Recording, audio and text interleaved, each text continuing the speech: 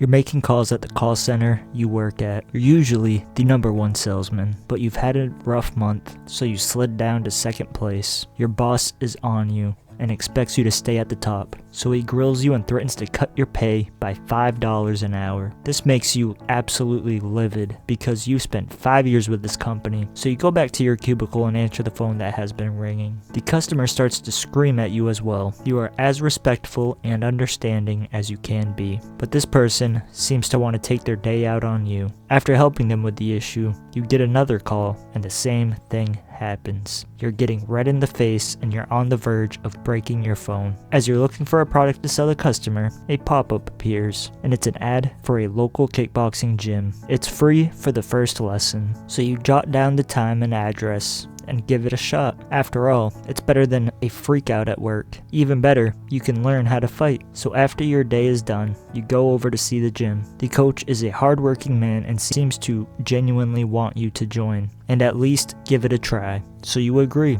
and the next day you go to your first lesson. The coach is amazed because you're a natural. After a month of training, he wants you to try an amateur fight, and you win in spectacular fashion. This was all 8 years ago. You are Corey Sandhagen, and this is the Casual's Guide to Cory Sandhagen versus Umar Nurmagomedov. Starting off the Casual's Guide, we will take a look into the career of Umar Nurmagomedov. If the last name didn't give it away, Umar is related to Khabib. Contrary to popular belief, they are not brothers, but they are cousins. Umar is 28 years old and stands at 5'8". He is one of many Dagestani fighters, and he trains in Khabib's gym, Eagles MMA. Umar had 4 amateur fights, but there isn't any details on how they went, at least that I could find. But he would make his professional debut in 2016 against Rishat Karasov and would get the guillotine finish 3 minutes into the second round. After a great debut, he would fight again in January 2017 against Ulukbek Manbayev and would get the finish by rear naked choke 4 minutes into the first round. Umar would fight again in March of 2017 against Alim Izabayev and would get the finish again, not by submission, but he would get the TKO finish 3 minutes into the second round.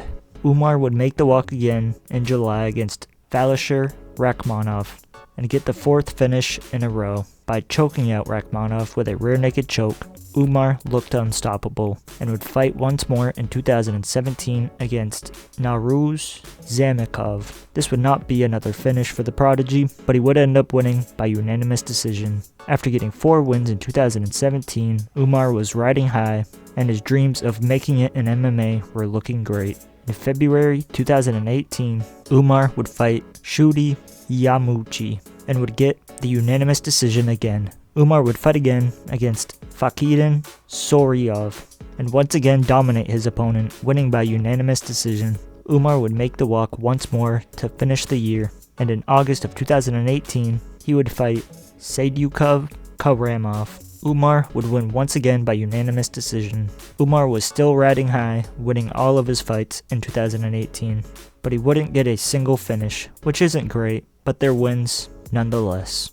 In April of 2019, Umar would fight again against Wagner Lima, and for the 5th time in a row, he would win by unanimous decision. Umar was becoming the next big prospect outside of the UFC, but he hadn't gotten the call yet. So in July of 2019, Umar would face off with Taras Graichev. He would break his streak of going to the judges by sinking in a rear naked choke in the first round just 2 minutes in. He wasn't done yet, and in August, he would fight Sidmar Honorio. Unlike his previous fight, it wouldn't be a walk in the park, but he would still win by unanimous decision.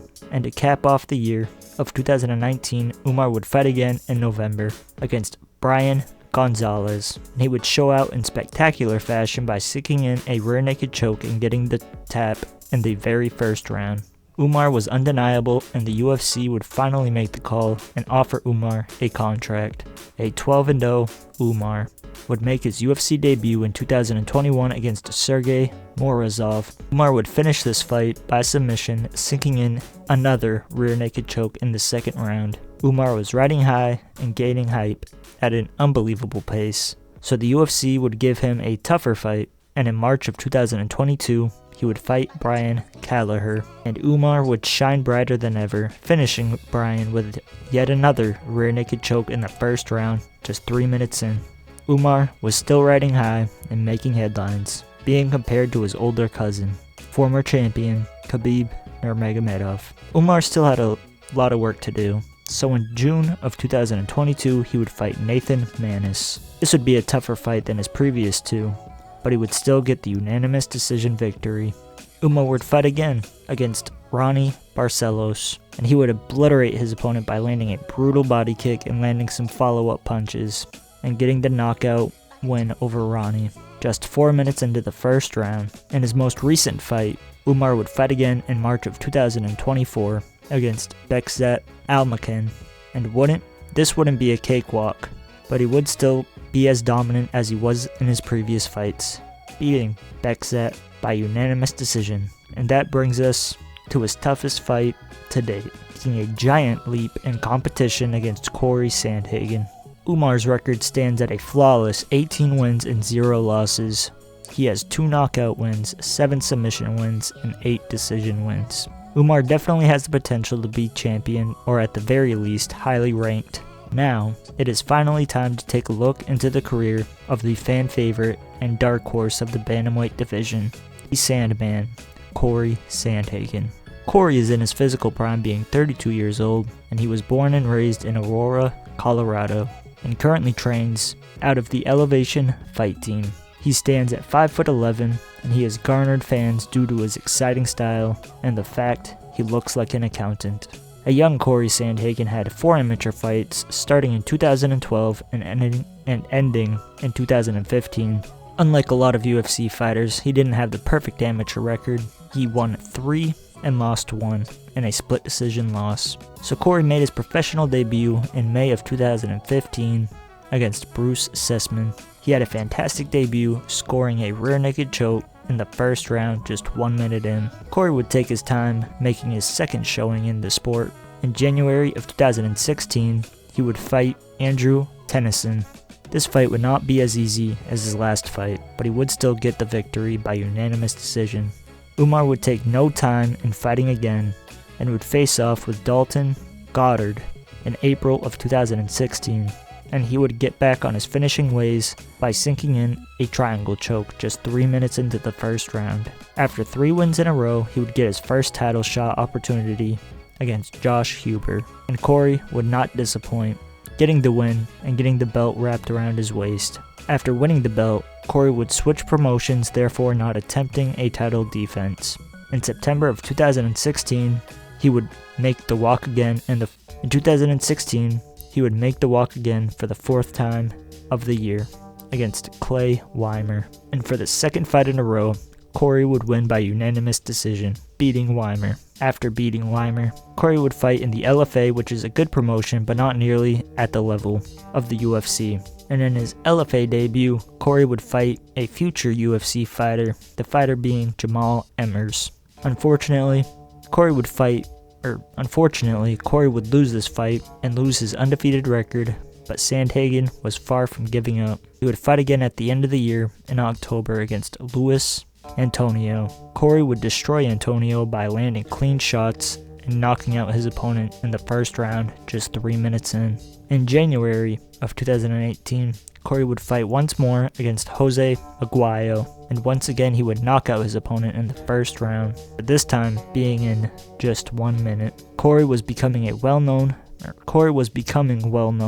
on the amateur scene, so much that the UFC would find out about him and send him a contract. Just 8 days after his last fight, Corey would make his UFC debut against Austin Arnett. Sandhagen would show up and show out in his UFC debut by knocking out Austin in the second round just 3 minutes into the round. After beating 2 opponents in less than 2 weeks, Corey would take some time off and sharpen his tools and master his craft. And in August, he would make the walk again, this time fighting Yuri Alcantara. In classic Sandhagen fashion, he would get the knockout 1 minute into the second round. Corey was riding high and would fight again against Mario Batista in January of 2019. He would dispose of Mario just 3 minutes into the first round, forcing the tap after he sank in a nasty armbar. Corey was on a hot streak and the biggest promotion in the world, so the UFC would give him a step up in competition, giving him a veteran and widely respected fighter, John Lineker. John has very heavy hands and great boxing, so this would be a tough fight for Corey, and it was just that, a tough, grimy fight, but after showing that he had the better footwork and better kickboxing, he ended up winning this fight by split decision. After getting into the rankings and proving he is a legit fighter, Corey would move on to a well-rounded veteran. That same year, just a few months after his fight with Lineker, he would fight Rafael Assunção, and in August, he would make that walk. Unlike his last fight, he proved he was a much better fighter, beating Assunção by unanimous decision. So naturally, the UFC gave him a bigger push, giving him a shot at fighting for the contender spot. Meaning, if he beats this next guy, he will get a title shot, and his opponent would be Aljamain Sterling. But Corey would not do well. He would get taken down immediately and get stuck in a rear naked choke, and he would lose his win streak, and the fans felt like he got exposed and wasn't as good as they initially thought. After that devastating loss, Corey would make a quick rebound and fight a former champion and fan favorite, Marlon Moraes, and Corey would get one of the best knockouts in his career, landing a picture-perfect spinning wheel kick to the temple. Corey was on cloud 9 once again, and his knockout went viral.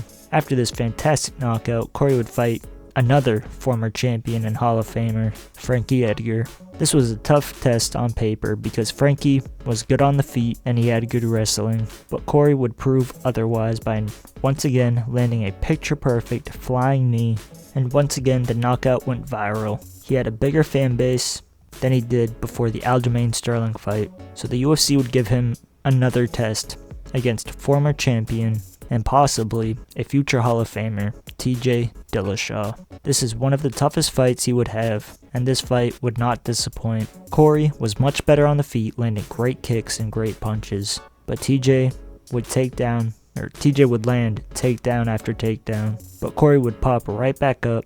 No one would end up getting the finish, so it went to the judges, and Corey would lose a razor-close split decision. Pretty much everyone thought Corey was robbed, and he should have won this fight, and it seemed like the UFC agreed because Corey would finally get the title shot in the biggest promotion in the world. Unfortunately, it wasn't the undisputed title, but it was the interim title, so he wouldn't be ranked as the best, but he would get pay-per-view points, meaning more money. So in October of 2021, Corey would fight Petr Yan. This was a very tough and very grimy fight between two fantastic fighters, but at the end of the day, Yan would get the unanimous decision. This was devastating for Corey. For the first time in his career, he lost a title fight, and he also lost 2 fights in a row. But as you know, this was far from the end for Corey. In September of 2022, Corey would fight an up-and-coming prospect, Song Yadong. This was another tough and gritty fight, but Sandhagen proved to have better footwork and much better at picking his shots, leading up to the TKO finish due to a cut and forcing the doctor to step in. Corey would fight again against a similar name mentioned in my last video, Marlon Cheeto Vera.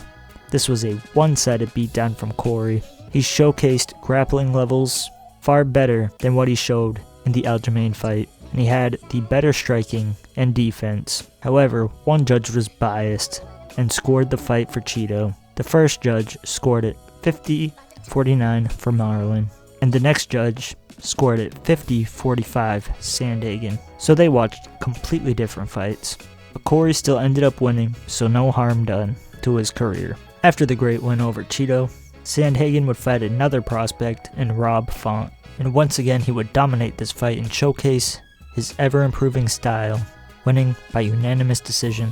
And this brings us to this weekend. He is taking on one of the best prospects in the division, Umar Nurmagomedov. Corey's record stands at 17 wins and 4 losses, 7 wins by knockout, 3 wins by submission, and 7 decisions. He has been submitted 1 time and has lost 3 decisions. Overall, I'm picking Sandhagen to win. He has much better striking than Umar, he has more experience, and he has improved a ton on the ground. With that being said, Umar does have a very legitimate chance at beating Sandhagen if he can get the takedown early on into the rounds and making it so that Corey can't get his rhythm going. So, I'm predicting Corey Sandhagen will get the knockout in the 4th round, but I wouldn't be surprised to see Umar win. If you watched the video this far, be sure to like and subscribe, as that is the only way to support the channel. Also, check out one of these videos on your screen right now. I hope you have a great week and enjoy the fights this weekend. Bye.